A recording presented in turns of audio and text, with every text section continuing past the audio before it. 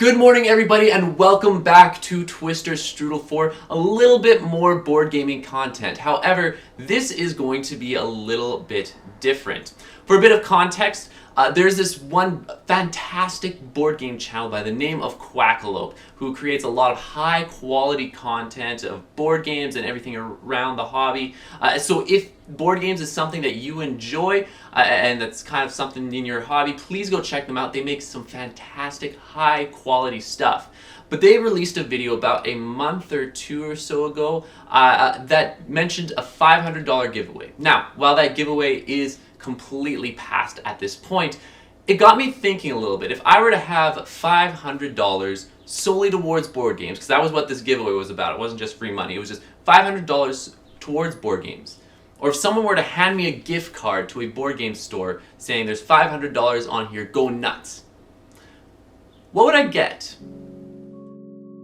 I realized with this, there's not really a major point to the video, but I thought it was a very interesting to think about. If I had a limited amount of money to add to the collection I have already, what would I get? And I wanted this to be a way to open up some discussion as far as like, what are games that would interest you? And B, just to highlight some games that I either don't have in my collection that I've played and I really like, or games that I'm very interested in that I haven't even played at all. And so, like always, if you have certain games that you think I'm missing that I'd be crazy to miss, or games that you would enjoy if you had some money, let's say even if it was 100 or so, feel free to comment. I love hearing what other people have to say, and please feel free to do so.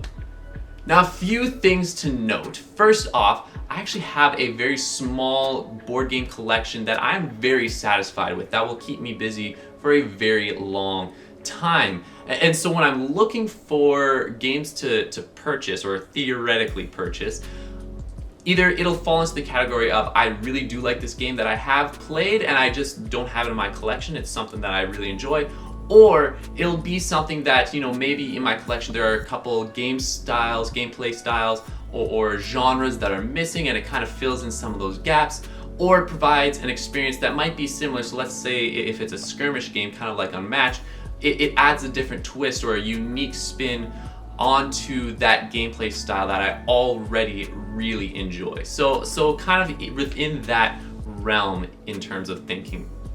Two disclaimers. First off, any monetary value on the board games that are featured are going to be listed in US dollars for two reasons. First, it was a US giveaway, and second, with the US dollar compared to the Canadian dollar, it allows me to actually add more games onto the list than if I were to go with the Canadian dollar, even though I myself am Canadian and many of my viewers might be from Canada as well, from my hometown. I'm totally basing this off of the US dollar. So that's the first disclaimer. And the second disclaimer is I'm not going to be including the taxes in the price. Again, just so I can include more board games, more designers, give more of a shout out to the people who made these games. One last thing before we get started. I am also not including expansions, whether that's games that I own or games that are on this list. Again, just to add a little bit more variety in the games, to have more to talk about and to highlight some others. Otherwise this list would be a lot more of Unmatched or some other games that you might hear that are on this list. And it would limit it from the 13 that I have to about 6 or 7, about half of that. So for the sake of this, we're not including expansions. Let's get to the list, or rather to some honorable mentions. And I'm just going to be like rapid firing these and the reasons. Tiny Epic Pirates, Tiny Epic Dungeons, Tiny Epic Tactics, all these Tiny Epic games, they just missed the list. I love the concept of them, but none of them have grabbed me enough to warrant putting them onto this list. Atlantis Rising, where you are working together as a group to escape Atlantis before it sinks. Sprawlopolis literally comes in the size of a wallet with a bunch of cards in them, and it's a city building game. You're just laying down these cards, trying to build city and accomplish different objectives that are shown on the backs of some of those cards. Super Fantasy Brawl, if you're familiar with the term of MOBA or Mobile Online Battle Arena, this is that essentially that in a board game where you're taking control of some heroes and you're trying to accomplish objectives and trying to fight your way to victory. Interesting, again, just fell short.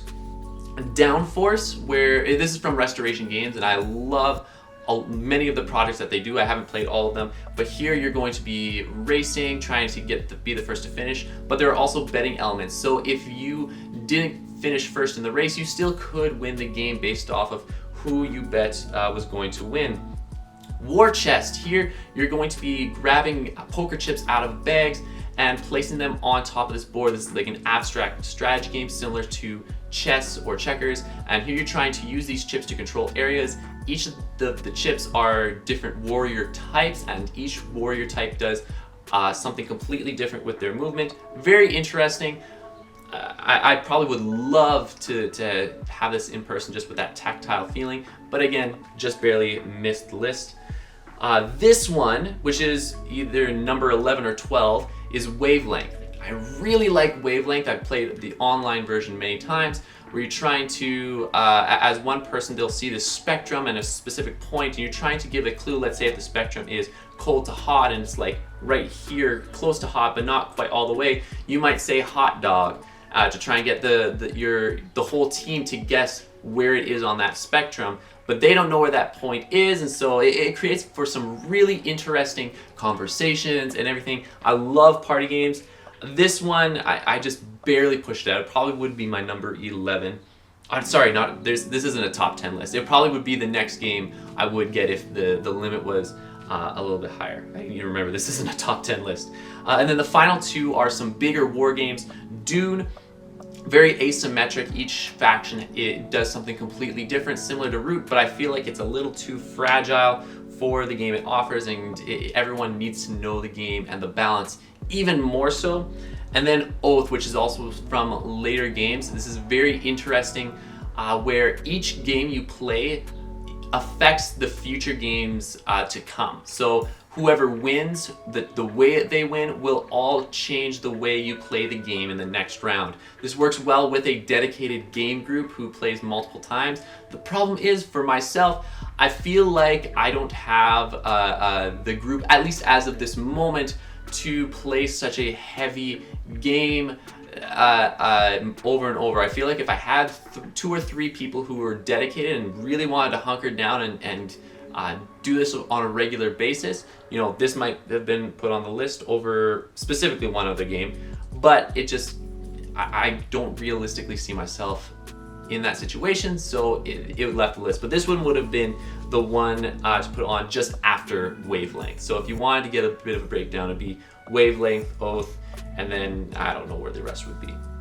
So let's get right into the actual list. First up, there are 13 games on this list that I managed to get with the $500, again, no tax. But number 13 is going to be Sheriff of Nottingham. Now this is a game, it's essentially customs the board game, but it's where one person's going to be controlling the Sheriff of Nottingham and everyone else is some sort of villager that's trying to sell goods, whether it's apples, cheese, bread, or chickens, I think. Yeah, and you're trying to get them past customs. However, you have the option to potentially sneak in some contraband. And so the sheriff, as these items are being passed in the bags, the sheriff may just give you the bag back without opening it and let you go through. Or if they suspect you might have some contraband in, they can open up the bag and look through your stuff. If there's contraband in there, you have to pay the sheriff a fee and he takes it away. If there isn't, however, the sheriff pays you for being suspicious when he had no right to be. Or I guess snooping. I forget the lore behind that all. And what makes this interesting is when it gets to that phase, when you're telling the sheriff, you know, I have 3 cheese in this bag that I'm going to be selling. Let's say the sheriff, he wants to make a little bit of a profit, because this isn't, you know, cut and clean. You know, this is where people want to make a profit all the time, and that's the point of this game. You want to get gold, and so the sheriff might say, how much are you willing to give me if I don't open this bag? And so it leaves room for negotiating. And so I as a player might be like, you know what? I'll give you two coins to not open that bag. You can, if you let me go, the 2 coins are yours and you can have it. Now, If the sheriff takes that and is like, you know what, I want more than 2 coins, I think there's contraband here, he could open it. But even if I did give him the 2 coins and he opens it and he sees there is no contraband, I could be bluffing that whole scenario out, and it makes for some really interesting interactions. So that's going to be number 13. The reason why it's this low actually is because I know 1 or 2 people who have it. So as much as it would be a welcome addition to the collection, it's like I don't really need this. It's like, I don't know, it's I can play this elsewhere, but it's that fun of an experience that I would love to have this in my collection. So that is going to be number 13, Sheriff of Nottingham.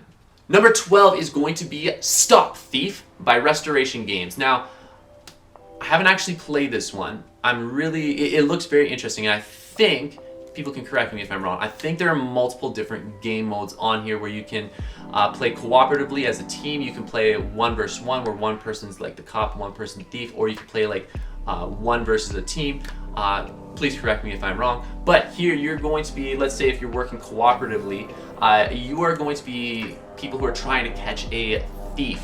And it's going to be very app assisted. So it has an app that will give you sound clues as far as whether the person's walking inside, or if you hear a window smash and you know they just hopped out of a window, or if a door moves open or slams shut, then you have a little bit of a clue, because while you might have a place on the board, you're not going to be seeing where the thief is. You won't be able to see where they are. You have to use those audio clues to completely guess and try and deduce where they could be. Very interesting. I want to try it out.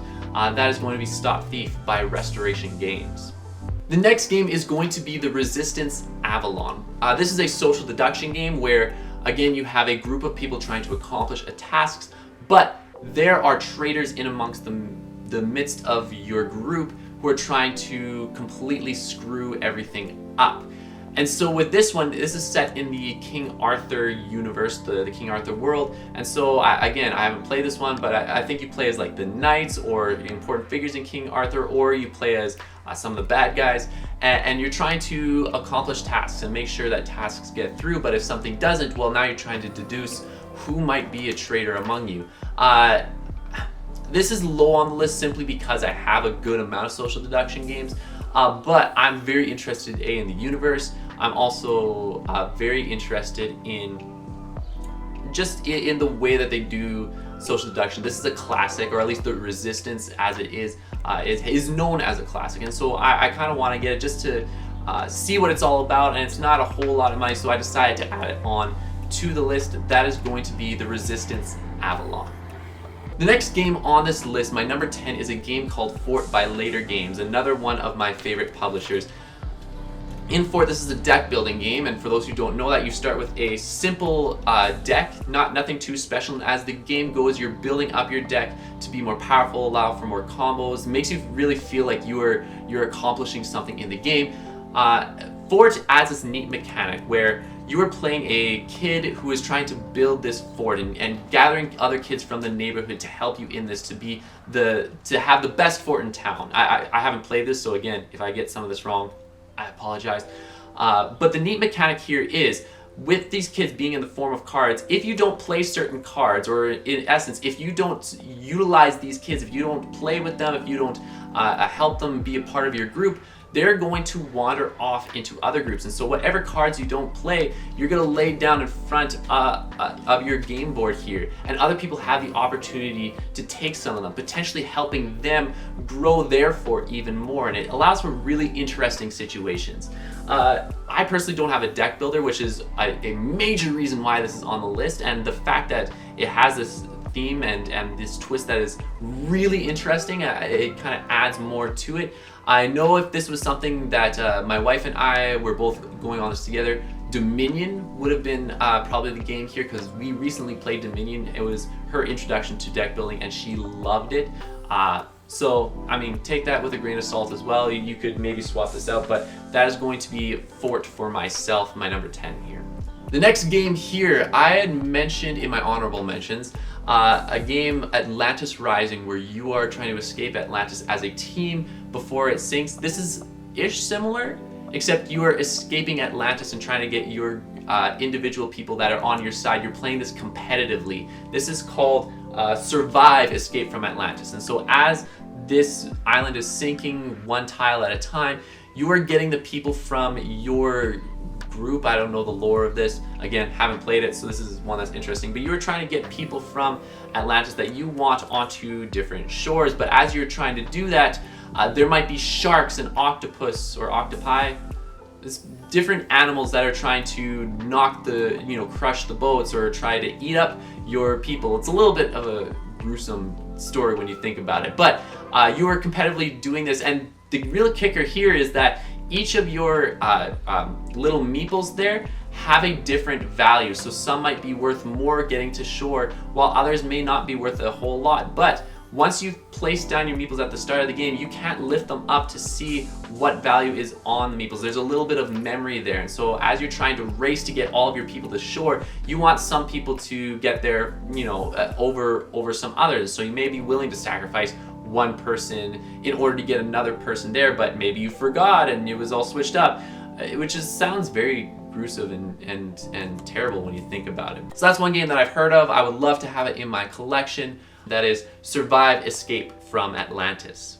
My next game is actually one that I have played, but I don't have in my collection. And this is going to be One Night Ultimate Supervillains. I mentioned One Night Ultimate Werewolf in my top 25, but this is going to be kind of a reskinning of that game. And here you're taking the basic concept of werewolf or mafia and condensing it all into one night where there's no player elimination. It's faster, it's more frantic, it makes for some really hilarious moments as you're switching roles and trying to peek, but maybe it's switched since you peeked so you don't actually fully know, and so you're deducing what happens in the night. The villagers want to take out the supervillains, and the supervillains want to try and vote out a superhero or one of the bystanders. Again, fast, frantic, absolutely amazing game. One Night Ultimate Supervillain. The next game here, and I have it as number 7, is going to be this big box war game that I kind of used. It took the place of Oath and Dune that were in my honorable mentions. This game is called Star Wars Rebellion. Now, I am a Star Wars fan, especially when it comes to the original trilogy. And this is the original trilogy in a box where you're playing either as the Rebels or the Imperials. The Rebels want to keep hidden with their secret base, but the Imperials, who have more forces than the Rebels, are trying to find it. So it's a bit of a cat and mouse experience. The reason why I have this over something like an Oath is simply because while it also has lots of rules, there's a lot that's going on there. Where Oath has, you need more people to understand all of the rules. With Star Wars Rebellion, I only need one other person who understands it. And it's a lot more feasible for myself to be able to sit down with even just one person. If no one else understands this game, if there's one person who does and we meet semi-regularly, to be able to sit with them every once in a while and play this game. So that's why this made the list over Oath. That's going to be Star Wars Rebellion. My number 6 is a party game. This one is called Just One. I think this one, I guess you could interchange this one with Wavelength depending on the day, but Just One is going to be where you're working as a team, and you're going to have one person who is going to be trying to guess the secret word, who doesn't know it, but they're going to try and guess the secret word, and everyone else who does know the word, while the person's kind of out of the room, or just while they're kind of writing off to themselves, they're going to look at the secret word and write a hint or a clue to that. However, before revealing to the player who's trying to guess the word, they're going to compare hints. And if there are 2 hints that match, that hint is taken away completely. So let's say for snowman, if the secret word was snowman, and we had 2 people who said frosty, one person who said a top hat, and one person who said carrot nose, the 2 people who said frosty, their clues would be taken out, and you would only be able to use the what did I say, top hat and carrot nose as a clue. And so with that, it makes for some really interesting gameplay. What hints can I give that is distinct enough that it helps you direct yourself towards the clue, and yet vague enough that I don't match with other people. Really interesting gameplay. That's going to be Just One. My next game is a trick-taking game. So if you don't know what trick-taking is, think of the game Hearts. Something similar to that where you're laying down a card, trying to win certain tricks. However, this one, rather than trying to win the most tricks or get certain tricks that you've guessed, you're working as a team, trying to win specific tricks. This is called the crew. Now with the crew, each person is going to have a specific card that they want at the end of the game, or maybe some requirements. Maybe it has to be below a certain card. There are many different scenarios in this. I think there's like 50 of them or so. And so you're going to be playing this trick-taking game, trying to collect the specific cards you need. And if everyone around the table gets meets those requirements, gets the cards that they need, then they win that round or that scenario. But if they don't, they have to play it all over again. I was able to play a couple rounds of this at a convention, or an online convention, and this hooked me right from the beginning. I'm not the biggest trick-taking fan, although there is one that I really do enjoy that's kind of in, I think I mentioned it in my top 25, but this one is one that has warmed myself to the game, and I would love to get some more plays. So I have this here, my number 5, The Crew. My next game is a skirmish game. So if you think of Unmatched, which again is one of like my top 3 games of all time, maybe even like right at the top, this game is called Exceed, and I'm specifically talking about the Shovel Knight version. Now, part of it is because I really do enjoy Shovel Knight. I love the video game and everything that they've done with that, and so that was one of the major factors when it came to actually looking at this game. But Exceed is also a little bit of a different skirmish game. I think it plays a little bit more to your Street Fighters or your Tekkens, where it's like one of those usual fighting games that you will see on many video game consoles. And I haven't played it, but I just think that of the research that I've done, and I can't really describe it at this moment, but it has a very, very different feel to the skirmish fighting style in this game than it does to Unmatched. So I thought, you know what, it's a different fighting style, a really cool IP that goes along with it. There actually also is a Street Fighter Exceed that is out there. So again, if that's more your style, you know, that might be up your alley. Go ahead, go grab that. But for me, I just thought Shovel Knight was a really interesting thing. There's not many games about it, so I figured I would put that on the list. That is Exceed Shovel Knight Edition. My number 3 is a game that I really like. This was on my number 1 games of all time when I did that list, and I don't have it in my physical collection. This is Root.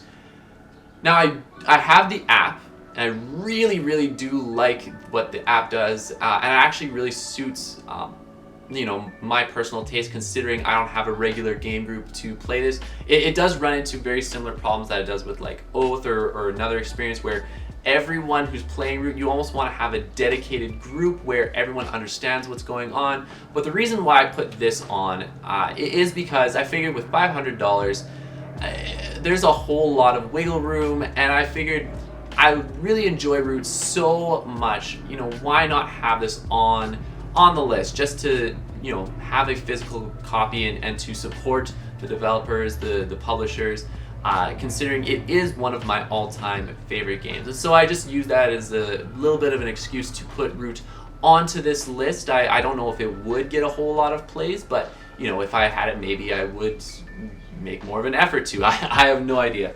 That is going to be my number 3, Root. My number 2, and I might get a little bit of flack for this one, mostly because I am drawn into this solely because of the intellectual property that is behind it. Even though the game, by many people's standards, it's not a great, even by my standards, it doesn't look like a fantastic game. This is going to be Talisman Kingdom Hearts. I've never played Talisman, and I know it's a bit of an outdated design where you're actually rolling to move. There's a little bit more luck involved with a lot of the interactions. This is one of the rare cases where I really, really, really like Kingdom Hearts a whole lot, that I would get it even just for the minis. I don't even know, like, to have the miniatures, to kind of have some sort of experience. There's not a whole lot of games that involve Kingdom Hearts, so to have some sort of adventurous experience. And in reality, like with with Talisman, it's not a game that I am necessarily going out and the most strategic person is going to win. Sometimes you really want that game that's just like, you know what, I'm just gonna sit down with a couple of friends or family, we're gonna play a game, and you know, we're just gonna have some fun. There's no rhyme or reason to it. I just want to be able to sit down and have a good time, not to think of the most strategic way to win. And so that I don't have a whole lot of board games that provide that experience. I probably do in some ways, but nothing to the scale of Talisman Kingdom Hearts. And so that is the reason why it is so high on my list. Yeah, I guess there's nothing else that I can say to that. That's Talisman Kingdom Hearts Edition. And my number one, I actually did not have this on the list whatsoever until I watched a very recent review on the Dice Tower, another very famous board game channel.